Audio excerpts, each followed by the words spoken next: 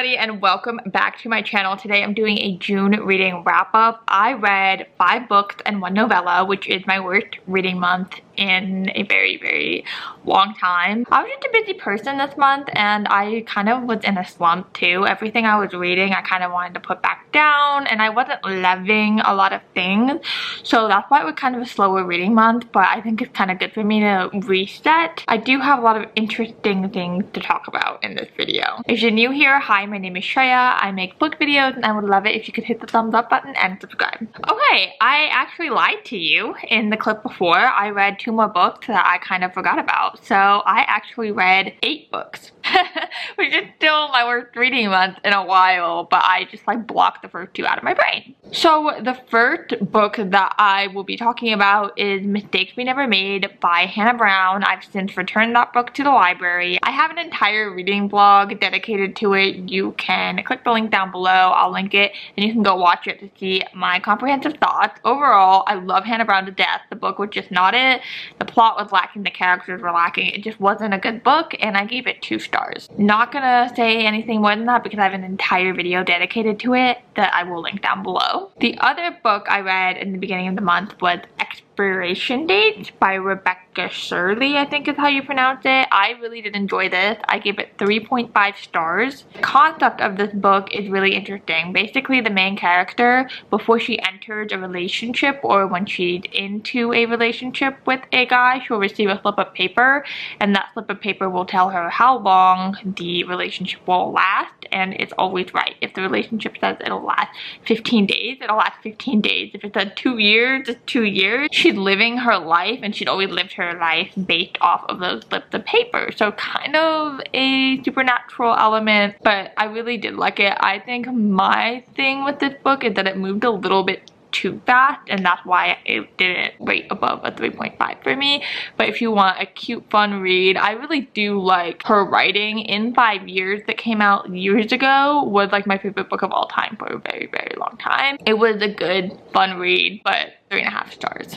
Then I read Powerful by Lauren Roberts. This is a novella. The first book is Powerless by Lauren Roberts, which I gave 5 stars. Loved that book to death, and everybody was raving about the novella, so I decided to read it and I ate it up. It's so good. I think it was around 200 pages, but definitely you sit down and you can read it in one go. This story is about our main character's best friend that you meet in the first book, and you kind of already know where the storyline goes before you start the book, but because of that you can kind of sit back, relax, and just like immerse yourself in the story instead of like thinking too much, if you know what I mean.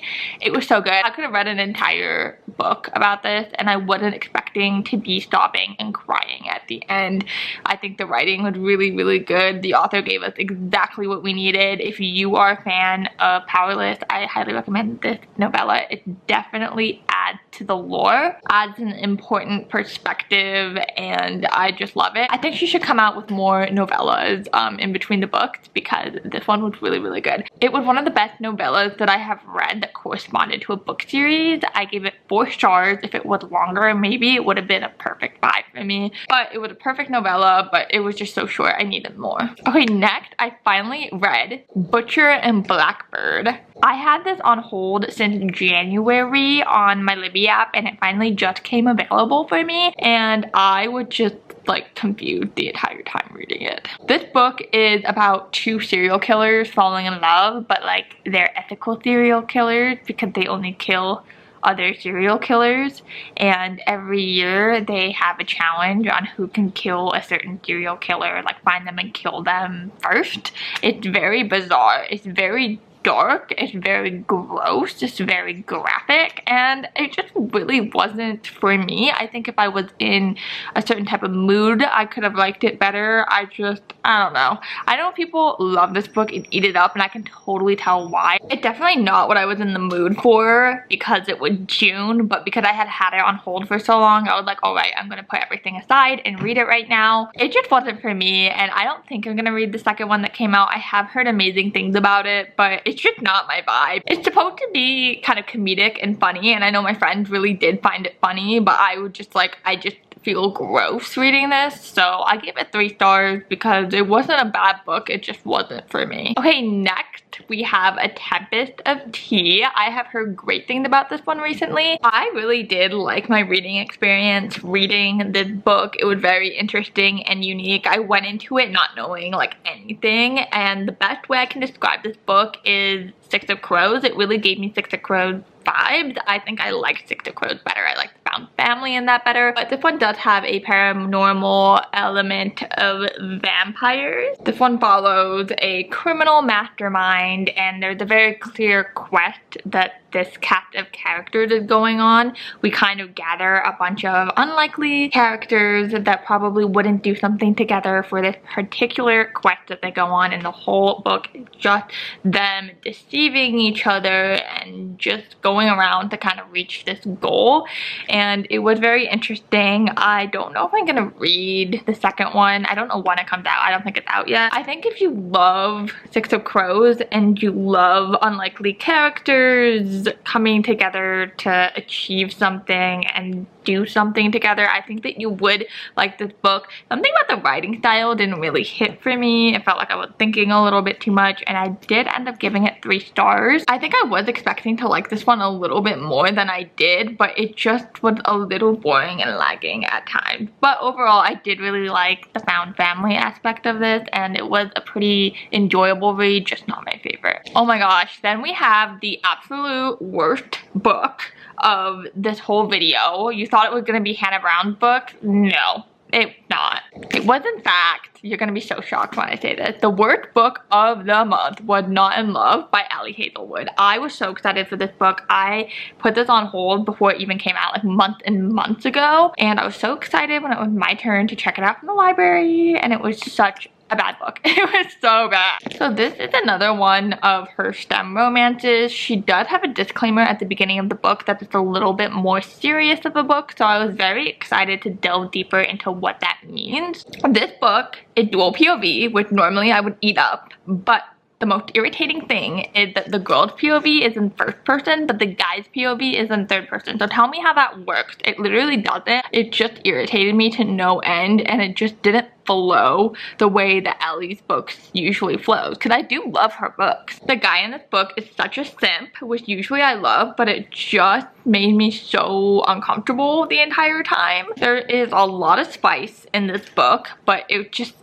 didn't feel right to me. Usually the spice is very warranted in her books, and it goes with the story very well usually, but the spice in this book just felt uncomfortable because I didn't feel the chemistry between the two characters at all. Also, the trauma that she was talking about was definitely there, but I didn't think that she fleshed it out well enough. Like, she just kind of mentioned it and then we move on. So we're following the two characters fall in love, but then we're watching this STEM drama that's happening. They're kind of on opposite ends of two different companies, basically, that are arguing with each other.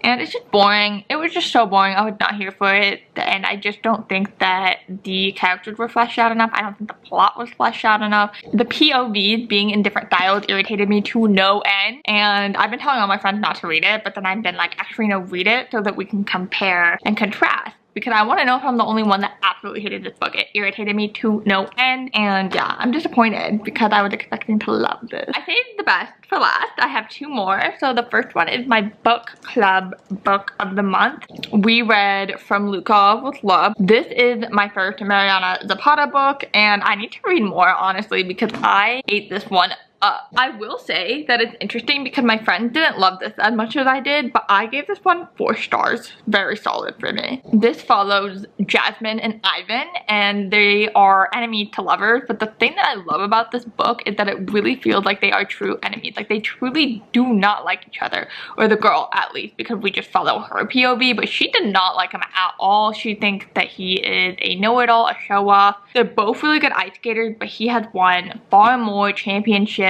trophies, accolades. She hasn't really, and so she's kind of jealous of him. He asked her to be his doubled partner, and that's where the story kind of unfolds, and you see them practicing together and just kind of the chemistry. I love this book because even though it's very, very slow burn, which is why my friend did not like it, I know that there's chemistry there because of the time that we're taking to explore the interactions, the characters, their motivations. I felt like I knew the characters very, very well by the end of the book. And that's what I love. That's why I'm reading, because I want to be best friends with these characters. If you want a good little ice skater book to read that's not icebreaker and only smut, I recommend From Lukov with Love. If you don't like slow burns, you will hate this book, because this is the definition of a slow burn. It really is. It really is, but it's really, really good. And then last, but certainly not least, is actually my highest rated book of the month is The Ministry of Time. Oh my god. I was starting to lose faith. I hadn't had a book that was above a 4-star this month, and I just finished this a couple days ago, and holy moly, it was life-changing. I went in not knowing anything about this book, and I think you should too. But the way I will describe this is it gave Loki vibes, like the TVA. That's what The Ministry of Time reminded me of, the TVA and Loki. If you like those vibes, you will love this book. So this book follows this girl that works for the ministry, and it's kind of like the government in England, and there's time travel in this book. So they're extracting people from different points in the past and bringing them to present day, and she is called the Bridge. So she is assigned a guy from the past that they extracted, you time travel, and now she's trying to like teach him about the 21st century, and it is fascinating. It is so good. The author, incredibly smart. It had me thinking about things I've never thought about. The quotes, oh my god, like it took me so long to read this book. It's only 330 pages, but it took me so much longer than what a 330-page book would normally take me, but it was just so good. It was so good, smart, and wonderful. I want to read you some of the quotes, but I feel like I can't because it kind of gives away some of what happens. There was no way that anyone could feel this much without also knowing they were going to lose it. Something softened in his face, enough that I caught a glimpse of the ocean of sadness that he had damned and kept damning every night, every day. And those are just some of the quotes. It's just amazing. It definitely has some of that fun time travel element, especially towards the end when the climax hits and everything is happening at once. You're like, oh my god, what is going on? But the build-up is really nice. It's really slow in a good way that's not boring. I was not bored even once, which is hard to do with me because I have a short attention span. I feel smarter for reading this book. I feel more cultured for reading this book, and I think this book is truly for everybody. It is such a universal read, and I think that's why it took me like a long time to get this book from the library, because everybody wanted to read it.